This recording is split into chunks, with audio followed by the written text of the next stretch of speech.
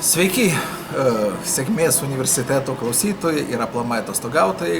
Deja, bet vasara eina į pabaigą ir po biškį mes grįžtam link savo namų, link savo darbų. Ir ko gero svarbiausias klausimas, kurį užduodam kiekvienas savo, tai yra kaipgi grįžti į normalias vėžes, kaip surasti motyvacijos, kaip save užturbinti naujiems darbams. Ir šiandien noriu pasidalinti tokiais mini fokusais, kuriuos pats naudoju tam, kad save užmotyvuoti po ilgų atostogų. Pirmas dalykas, žmonės dažniausiai klausia, iš kur surasti motyvacijos, nes visi skundžiasi Lietuvoje, kad nėra saulės, saulės šiais metais buvo daug, nėra motyvacijos. Pasižiūrėkime, ką reiškia žodis motyvacija. Pats žodis motyvacija yra turėjimas priežasties, motyvas. Turi priežastį ir motyvacija atsiranda.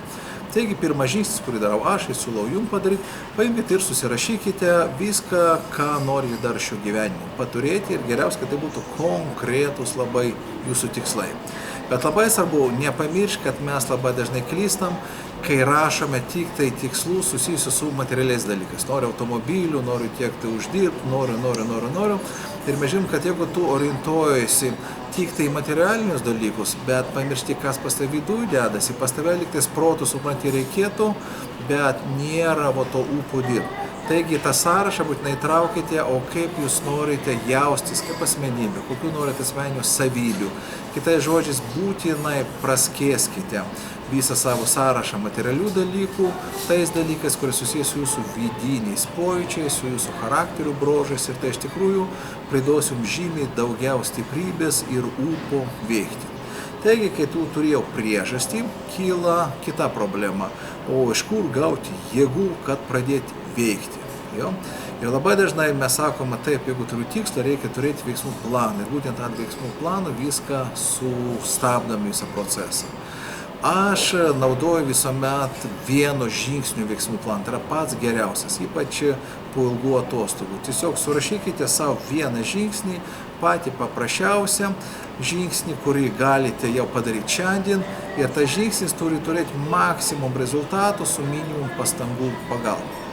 Ir vieną žingsnį tikrai žymiai lengviau yra padaryti, o kai padarysit jį, tada užduosite savo vėl klausimą, koks bus sekantis žingsnis. Labai svarbu, kai tik tai priimės sprendimą, kokį reikia padaryti žingsnį, iškart atsistoti ir jį padaryti.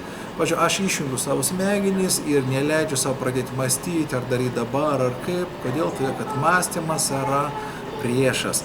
Mąstyti reikia anksčiau, bet kai jau sumąstė, reikia eiti ir daryti. Bet jeigu tu eisi toks liūdnas, pavargęs nuo karščių, tai be abejo tavo darbai bus nekokie. Tai aš naudoju tokį principą, tokią gudrybę, kuri vadinasi apsimesti. Pavyzdžiui, kai man reikia eiti sportuoti, o aš labai nenoriu, aš tiesiog apsimetu kaip aktorius ir sakau, kad aš dabar suvaidinsiu vaidmenį žmogaus fanato fizinių pratimų. Ir tiesiog iš pradžių nelabai kaip, bet po to įsijaučiu, bet vaidinu vaidmenį žmogaus, kuris yra fanatas, kuriam patinka, jisai trokšta fizinių pratimų. Jeigu man reikia nueiti į parduotuvę, aš įsivaizduoju, kad aš esu fanatas apsipirkimų ir įdomiausia, kad po 2-3 minučių tokios vaidybos atsiranda noras tai daryti, nes mokslininkai įrodė, o gyvenimas patvirtino, kad iš pradžių apsimeti ir po to laimė ir džiaugsmas ateina kaip rezultatas tavo apsimetimų. Taigi, 3 elementai, paprasti fokusai. Pirmas, suraskite priežastį, dėl ko norite daryti daug gerų darbų. Antras, sugalvokite vieną paprastą žingsnį, kurį galite padaryti dabar ir iš karto išjunkite smegenis ir padarykite tą žingsnį. Ir trečias dalykas, apsimeskite, kad darote tai su entuziazmu ir tas entuziazmas jūs aplankys.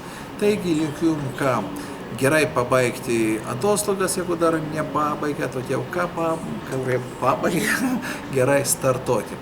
Ir iki pasimatymų geriausiose pasaulio pliažuose.